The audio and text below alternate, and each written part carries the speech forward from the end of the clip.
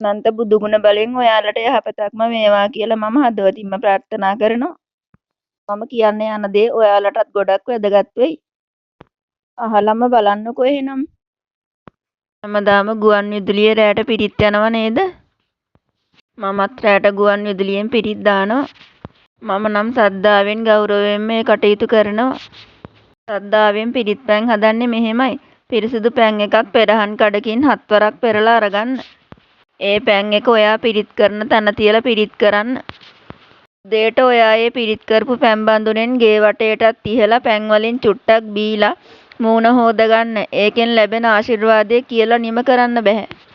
Radio එකේ පිරිත් දාලත් පිරිත් පැන් හදන්න පුළුවන්. ඒත් ඔයාගේ කටින් කියලා පිරිත් පැන් හදන එක ගොඩක් ආශිර්වාදාත්මකයි. ඔබට පුළුවන් නම් හැමදාම ඔබේ හඬින්ම 3 සූත්‍රය කියලා පිරිත් කරන්න. ඒ ගොඩක් ආශිර්වාදාත්මකයි. ගෙදරට සුවඳ දුම් ටිකක් අල්ලලා මල් පහන් පූජා කරලා දෙවියන්ට පින් දීලා ඔබ පිරිත් කියන්න පටන් ගන්න. එහි මහා බලගතු ආශිර්වාදයක් තියෙනවා. මම කියනවට ඔයාලත් එක දිගට දවස් 7ක් පිරිත් කියලා බලන්න. ඔයාලගේ ජීවිතවලටත් ආශිර්වාදයක් නැද්ද කියලා. ඔයාලගේ ජීවිතවලට තියෙන ගොඩක් කරදර දුරු වෙලා ඔයාලටත් ආශිර්වාදයක් උදා වෙනවාමයි. ඒ සත්‍යක්මයි. තමන්ගේ හඬින් පිරිත් කියනකොට ඒ පින ලැබෙන්නේ තමන්ටමයි. ඔයාලත් දවසට පැය භාගයක් හරි ඔයාගේ හඬින්ම පිරිත් කියලා බලන්නකෝ. පිරිත් කියන එකෙන් ඔයාලට ජීවිතේට ලැබෙන ආශිර්වාදය කෙතරම්ද කියලා ඔයාලට හිතාගන්න බැරි වෙයි. ඔයාලත් මම වගේ ඔයාලට පුළුවන් වෙලාවට හවසට මල් පහන් පූජා කරලා පිරිත් කියන්න. එතකොට ඔයාලගේ ජීවිතවලටත් ආශිර්වාදයක් සැලසෙනවා. ඒ සත්‍යක්මයි. තමන්ගේ හඬින්ම පිරිත් කියන කෙනාට බාහිරින් කරදර බාධක එනවා ගොඩක් අඩුයි. ඒ මගේ අත්දැකීමෙන් තමයි මම කියන්නේ. ඔයාලත් හවසට බුද්ධ වන්දනා කරලා පිරිත් කියන්නේ නැත්නම් අද ඉඳන්වත් පිරිත් කියන්න පටන් ගන්න. පිරිත් කියන කෙනාගේ ජීවිතේට කවදාවත් වරදින්නේ නැහැ. එයාට හරියනවාමයි. එයාගේ ජීවිතේට පිරිතේ බලයෙන්ම ආශිර්වාදයක් එනවා.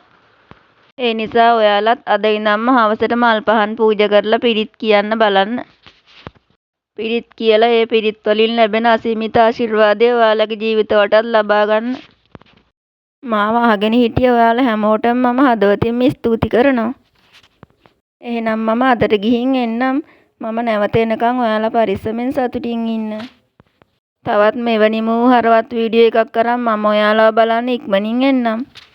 මම එනකම් ඔයාලා හැමෝම පරිස්සමෙන් සතුටින් ඉන්න. ඔයාලා හැමෝටම බුදු සරණයි, සියලු දෙවි රැකවරණයි. එහෙනම් අද ඉඳන්ම ඔයාලත් නෝරදවාම පිරිත් කියන්න බලන්න. එය ආශිර්වාදයක් වෙනවාමයි. ඔයාලගේ ආයුෂ වැඩි වේවා, වර්ණය වැඩි වේවා, සැපේ වැඩි වේවා, බලය වැඩි වේවා, ප්‍රඥාව වැඩි වේවා කියලාත් මම අදවතින්ම ප්‍රාර්ථනා කරනවා ඔයාලා හැමෝටම.